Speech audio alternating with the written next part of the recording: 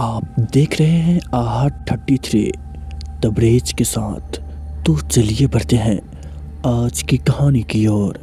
उससे पहले अगर आपने अभी तक हमारी यूट्यूब चैनल को सब्सक्राइब नहीं किए हैं तो ज़रूर कर ले, ताकि आने वाली वीडियोज़ की नोटिफिकेशन आपको जल्द ही मिल जाए।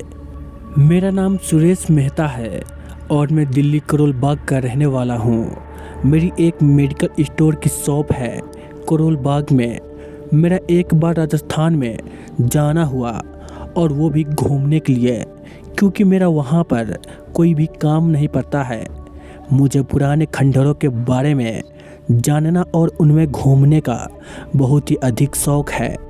मेरा ये शौक़ मेरे लिए एक बार बहुत ही मुश्किल भरा हुआ, क्योंकि मैं उन खंडरों में जा पहुंचा था जिन्हें लोग वीरान के नाम से पुकारते थे। मुझे लगा शायद इनका नाम ही वीरान होगा बस, लेकिन ऐसा नहीं था।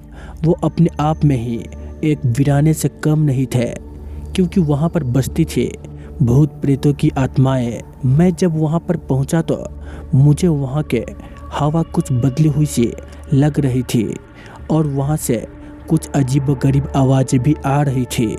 ऐसा लग रहा था कि मैं वहाँ पर अकेला नहीं, बल्कि कोई मेरे साथ साथ चल रहा था, लेकिन दिखाई नहीं दे रहा था। लेकिन किसी के होने का एहसास मुझे लग रहा था। जब मैं कुछ और अंदर जा पहुँचा उस वीराने में, तो मुझे किसी ने पीछे से मेरा नाम लेकर मुझे पुकारा, सुरेश।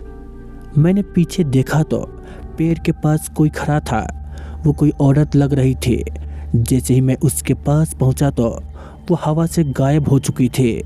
मैं उसे ढूंढ ही रहा था कि अब मुझे फिर से एक आवाज़ आई, सुरेश मैं यहाँ हूँ। मैंने देखा तो फिर मुझे वही औरत नज़र आई, लेकिन अब वो गायब नहीं हुई थी, बल्कि मेरे पास आने का इंतज़ार कर रही थी।